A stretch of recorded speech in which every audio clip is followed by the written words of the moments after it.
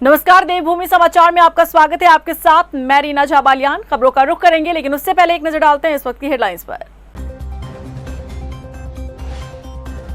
खेल दिवस पर धामी सरकार ने खिलाड़ियों को दिया बड़ा तोहफा। खिलाड़ी प्रोत्साहन योजना की हुई शुरुआत। खिलाड़ियों को हर महीने मिलेगी प्रोत्साहन राशि।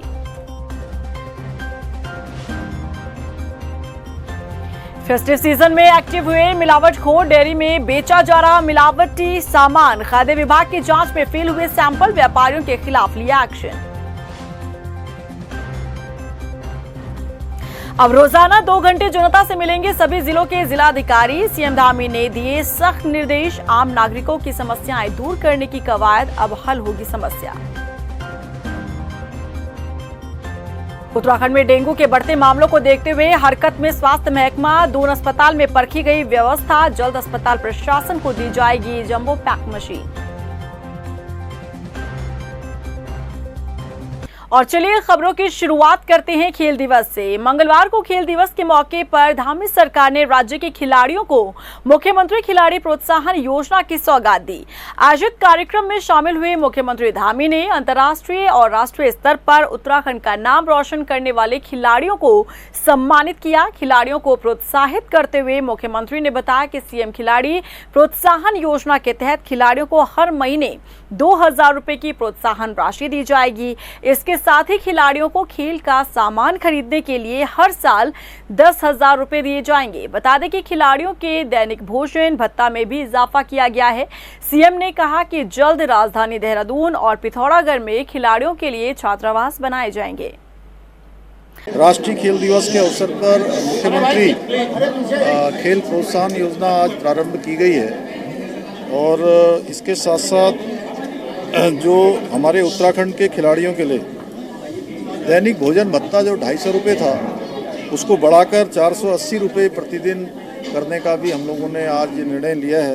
साथ में राष्ट्रीय प्रतियोगिता में जो भाग लेने वाले खिलाड़ी हैं जो साधारण किराया और स्लीपर रेल से जाया करते थे उसको बढ़ाते हुए AC 3 टायर और ट्रेन में AC बस दोनों की जो है आगे उसका आगे व्यवस्था की जाएगी। इसमें आज इसकी घोषणा की है। आज अपने आप में आज बहुत ऐतिहासिक दिन है।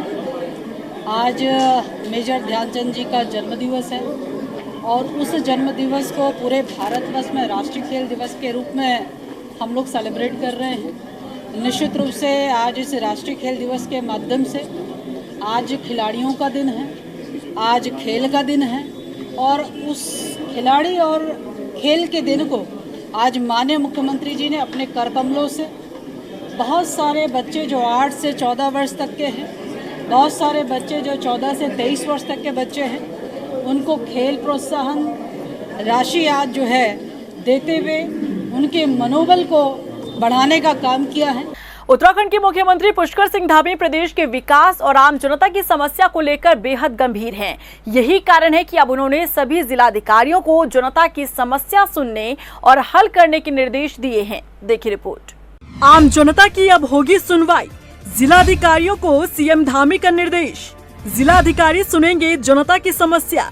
आम जनता की समस्याओं के समाधान को लेकर उत्तराखंड के मुख्यमंत्री पुष्कर सिंह धामी जहां बेहद गंभीर नजर आते हैं और जिलों से लेकर मुख्यमंत्री आवास में भी आम जनता की समस्याओं को सुनते हैं और उनका समाधान करते हैं, तो वहीं हर सोमवार को जिलाधिकारियों के लिए भी पहले से ही जनता दरबार लगाकर जनता की समस्याओं को सुनने के आदेश है, जिसके तहत जिलाधिकारी जनता की समस्याओं को सुनते भी हैं।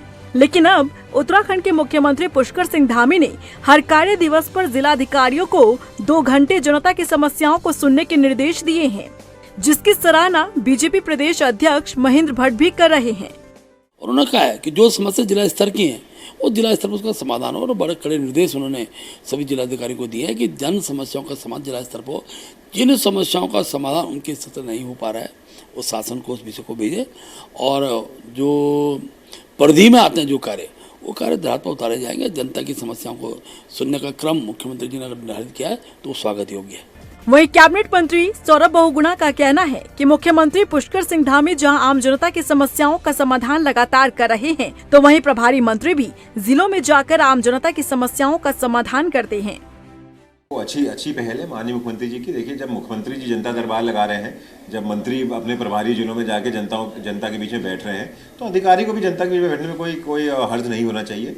और जब अधिकारी भी जनता के बीच में जाएंगे और डीएम के स्तर का अधिकारी जब जनता के बीच में बैठेगा, तो कहीं ना कहीं उनके कामों को धरातल पर उतारने में तेज़ी होगी। अधिकारियों में एक सीरियसनेस रहेगी कि सबसे बड़ा जो अधिकारी जिले का है वो जिलाधिकारी है। जब वो जनता के बीच में बैठ के जनता की समस्याएं सुन रहा है, तो कहीं ना कहीं मुझे लगता है काम धरातल में जल्दी उतरेंगे और एक अच्छी पहल है मुख्यमंत्री जी की, सराहना करनी चाहिए। उत्तराखंड में आम जनता की समस्याओं के समाधान के लिए जहां 1905 हेल्पलाइन नंबर महत्वपूर्ण साबित हो रही है, तो वहीं मुख्यमंत्री पुष्कर सिंह धामी खुद भी जनता की समस्याओं को सुनने के साथ ही मंत्रियों और जिलाधिकारियों को भी समय समय पर निर्देश जारी करते रहते हैं। ऐसे में देखना होगा कि आखिरकार जो निर्देश मुख्यमंत्री ने जिलाधिकारियों को दिए हैं, आखिर कब से जिलाधिकारी उसका पालन करते हैं।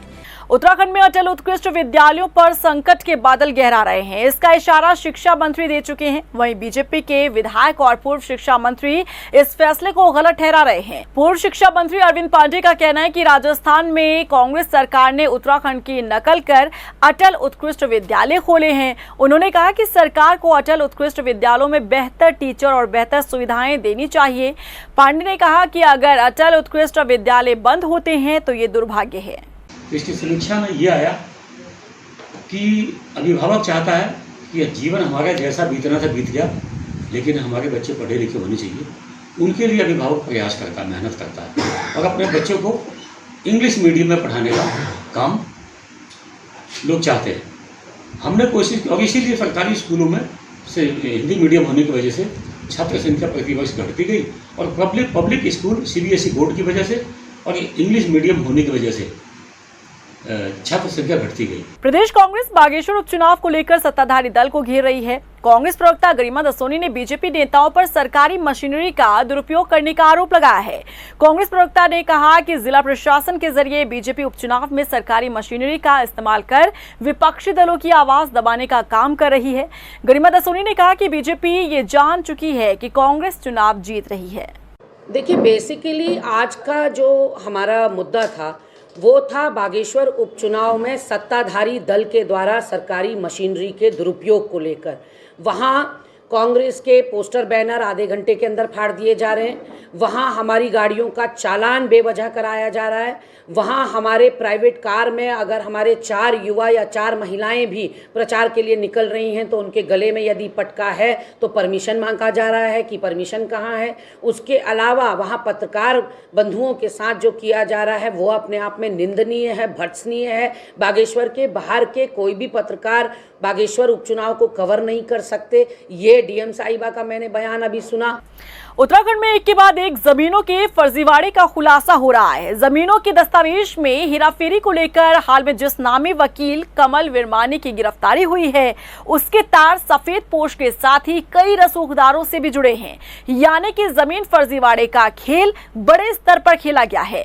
ऐसे में सवाल है कि क्या जमीन घोटाले में अब सीबीआई जांच होगी? रिपोर्ट देखिए।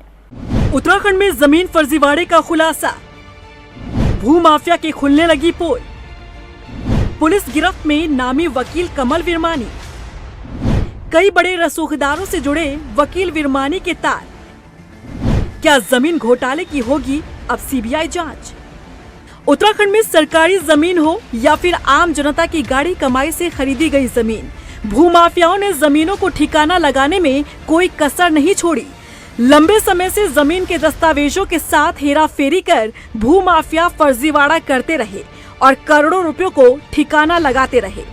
लेकिन अब इस मामले में एक के बाद एक बड़े खुलासे हो रहे हैं। देहरादून में जमीन की फर्जी रजिस्ट्री कर करोड़ों डकाने के आरोप में शहर के नामी वकील कमल विरमानी को पुलिस ने गिरफ्तार कर लिया है और उससे पूछताछ की जा रही है। लेकिन जिस तरह से वकील विरमानी का नाम सामने आया है जमीन फर्जीवाड़े में, ऐसे में ये समझना कठिन नहीं कि आगे और किस किस की सम्मिलितता मामले में पाई जा सकती है। जानकारी के मुताबिक कहा जा रहा है कि वकील कमल विरमानी का कई बड़े लोगों के साथ संपर्क रहा है। सफेद पोशों या फिर रसूखदार वकील विरमानी का इनके साथ उठना बैठना रहा है। ऐसे में ये कहना कि जमीन फर्जीवाड़े में वकील विरमानी पर कार्रवाई की जाएगी शायद ये संदेह पैदा करने जैसा होगा, क्योंकि जिसके तार बड़े रसूखदारों से सफेद पोशों से जुड़े हों, भला उसका कौन क्या बिगाड़ सकता है। ऐसे में सवाल है कि क्या अब मामले में सीबीआई जांच होगी? जिस तरह से उत्तराखंड की जमीनों को भूमाफियाओं ने ठिकाना लगाया है, क्या मामले में गंभीरता दिखाते हुए सीबीआई जांच नहीं बैठा देनी चाहिए? क्योंकि जमीन फर्जीवाड़े का खेल कुछ दिनों पुराना नहीं है, बल्कि सालों से भूमाफिया इसे अंजाम देते आ रहे हैं, करोड़ों रुपए डकार चुके हैं। ऐसे में निश्चित ही मामले की जांच सीबीआई से होनी चाहिए। देखिए, अभी तक 2 एफआईआर हो चुकी हैं और बाकी भी होने की संभावना है। 1-2 एफआईआर इसमें और इससे पहले भी हुई थी जो सिमिलर, जिसमें अभियुक्त सेम हैं। तो ये जो है जिला लेवल पर एसआईटी बनाई गई है इस पर ट्रैफिक की अध्यक्षता में, और वो अपना काम कर रही है। अभी तक 9 गिरफ्तारियां हो चुकी हैं और भी गिरफ्तारियां हो सकती हैं। मैं इतना ही कहना चाहूँगा, एसएसपी को भी कह दिया गया है कि पूरा किसी भी हालत में कोई भी दोषी बचने न पाए, और एडीजी लॉ एंड ऑर्डर को भी कहा गया है कि रेगुलर इसकी समीक्षा करें और सुनिश्चित करें कि कोई भी आदमी कितनी भी ज़्यादा पहुँच वाला हो बचने न पाए। बता दें कि जमीनों के दस्तावेजों के साथ हेराफेरी मामले में एसआईटी की जांच चल रही है। एसआईटी कई दिनों से वकील कमल विरमानी का पीछा कर रही थी और आखिरकार कमल विरमानी तक पहुंचने में कामयाब रही। कमल विरमानी को फर्जी रजिस्ट्रियों के खेल का मास्टरमाइंड बताया जा रहा है। देहरादून के इस वकील ने अपने मुंशी और वकील इमरान के साथ मिलकर करोड़ों का फर्जीवाड़ा कर डाला। इस मामले में अभी तक 9 लोगों की गिरफ्तारी हुई है। जांच में पता चला है कि विरमानी ने 20 से ज्यादा फर्जी रजिस्ट्रियां कराने में गिरोह की मदद की और इन जमीनों को माफिया के नाम कर दिया। इसके एवज में करोड़ों रुपए लिए गए। तो ऐसे में सवाल है कि जमीन फर्जीवाड़े मामले में क्या अब सीबीआई जांच होगी? पौड़ी पहुंचे उत्तराखंड शासन सचिव विनोद प्रसाद रतूड़ी का महिला समूह ने राखी बांधकर उनका स्वागत किया। महिला सचिव को बांधी गई राखी चीड़ के पेड़ की पत्तियों और चावल से तैयार की गई है। उनकी इस कला की सराहना सचिव ने भी की। अपने दौरे को लेकर सचिव ने कहा कि सरकार जनता के द्वार कार्यक्रम के तहत अधिकारियों से जन कल्याणकारी योजनाओं के बारे में जानकारी ली।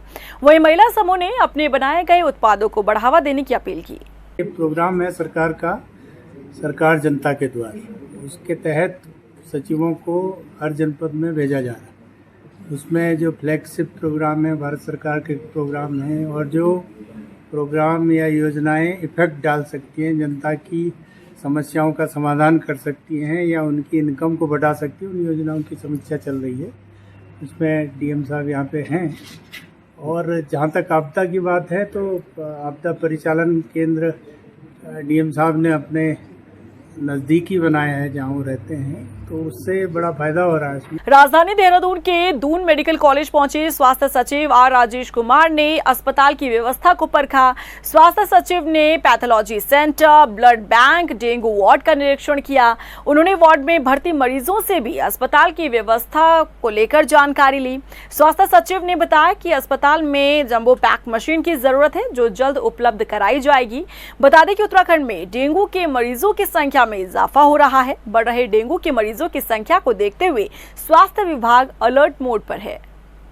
देखिए, डेंगू मैनेजमेंट को लेके शासन प्रशासन पूरी तरीके से सतर्क है, और इसी के मद्देनज़र आज दून मेडिकल कॉलेज कम हॉस्पिटल में यहाँ पे मेरे द्वारा निरीक्षण किया। मेरे द्वारा निरीक्षण के दौरान हमारे डायरेक्टर मेडिकल एजुकेशन और डीजी हेल्थ अभी साथ में मौजूद थे, और इसमें जो हमारे जो नॉर्मल वार्ड्स हैं और जो हमारे सीवियर वाले पेशेंट्स, जो डेंगू पेशेंट्स एडमिटेड हैं, उनसे भी मैंने वार्तालाप किया और जानने की कोशिश की कि जो पेशेंट्स हैं कहाँ से आ रहे हैं और उनको यहाँ पे सुविधाएं उपलब्ध टाइम पे हो पाई है या नहीं हो पाई है। गदरपुर के जाफरपुर और शिवपुरा में 2 युवाओं में गुलियन बेरी सिंड्रोम की पुष्टि हुई है। उधम सिंह नगर के अपर मुख्य चिकित्सा अधीक्षक ने बताया कि जीबीएस के मर्ज से ग्रस्त युवक का इलाज ऋषिकेश एम्स में चल रहा है। वहीं जिलाधिकारी ने कहा कि ग्रामीण क्षेत्र में मेडिकल टीम जाकर लोगों का परीक्षण करने के साथ ही जागरूक करेगी। बता दें कि इस बीमारी में मरीज के शरीर में सिहरन के साथ मांसपेशियां कमजोर होती हैं। अगर पैरालिसिस होते हैं, दर्द होता है पैरों में तेज, तो एक तो अनावश्यक दवाई ना ले। स्टेरॉइड इसमें बड़ा खतरनाक होता है ना, तो उसमें कोई जो है अनावश्यक रूप से दवाई ना ले, और तो किसी चिकित्सक को रजिस्टर्ड प्रैक्टिस में कोई दिक्कत जानकारी में आया है। मैं अभी सीएमओ को निर्देशित कर रहा हूँ और वो पूरी टीम भेजेंगे। उस गांव में जो भी बीमारी है, जो लोगों को इससे परेशानी हो रही है इस समय, तो उसके इलाज की व्यवस्था के लिए शासन से स्पष्ट निर्देश हैं और मैं सीएमओ को इसके लिए निर्देशित करूंगा, मॉनिटरिंग भी करूंगा कि लोगों को अधिक से अधिक राहत दी जाए और बीमारी बढ़ने न पाए, इस पर रोक लगाए। खाद्य पदार्थों में मिलावटखोरों से सावधान हो जाइए, क्योंकि हल्द्वानी से जो मामला सामने आया है उससे देखकर आपके होश उड़ जाएंगे।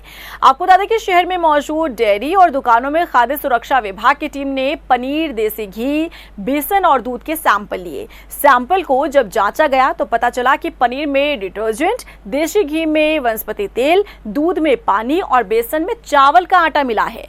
मिलावट करने वाले व्यापारियों को खाद्य सुरक्षा विभाग ने नोटिस थमा दिया है। अभी अप्रैल से अब तक हम लोगों ने लगभग 107 लीगल सैंपल और 62 सैंपल, लगभग 1.25 के आसपास सैंपल लिए हैं। और इसके अलावा हम लोग जो भी उसमें रिपोर्ट आ रही है उसमें केस भी फाइल कर रहे हैं।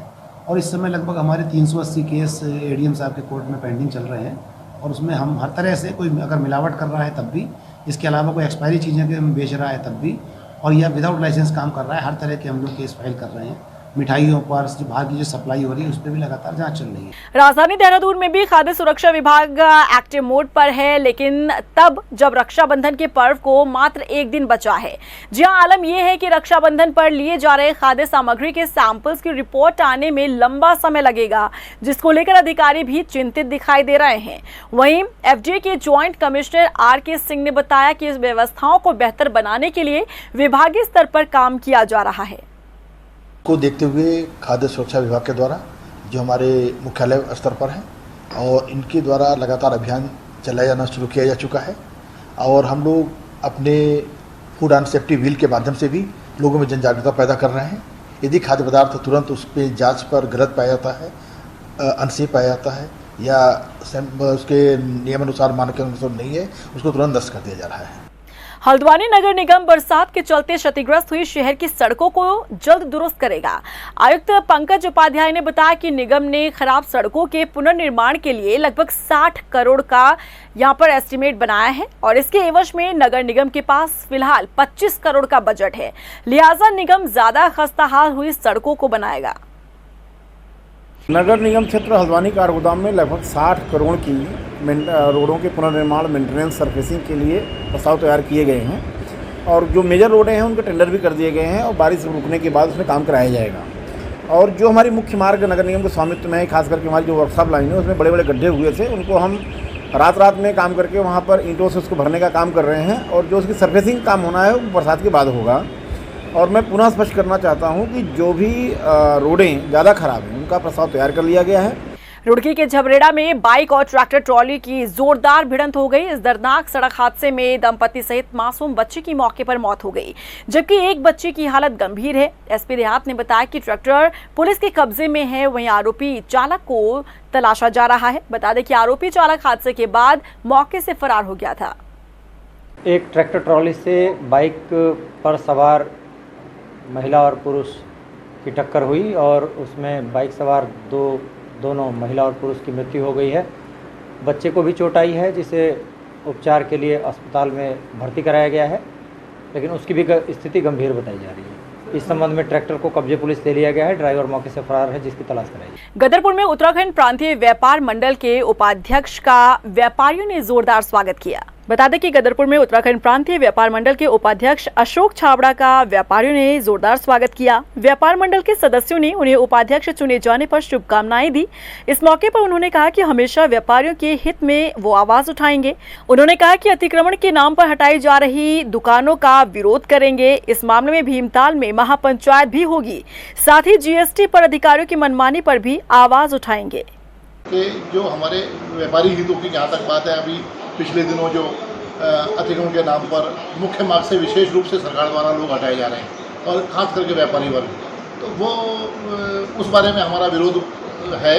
और अभी हमारी महापंचायत है भीमताल में 2 दिन बाद, तो उसमें भी हमारा यही मुद्दा है मुख्य रूप से कि जो इस तरीके से अतिक्रमण हटा रहे हैं आप, वो जो हम बरसों से हमारे लोग बैठे हुए, रोजी रोटी का संकट हमारे ऊपर आ खड़ा हुआ है, और उन सबको आप या तो स्थापित कीजिएगा और या फिर इस तरीके से अतिक्रमण ना हटाएं। और इसी के साथ फिलहाल इस बुलेटिन में बस इतना ही, लेकिन चलते चलते एक नजर डालते हैं इस वक्त की हेडलाइंस पर। खेल दिवस पर धामी सरकार ने खिलाड़ियों को दिया बड़ा तोहफा। खिलाड़ी प्रोत्साहन योजना की हुई शुरुआत। खिलाड़ियों को हर महीने मिलेगी प्रोत्साहन राशि।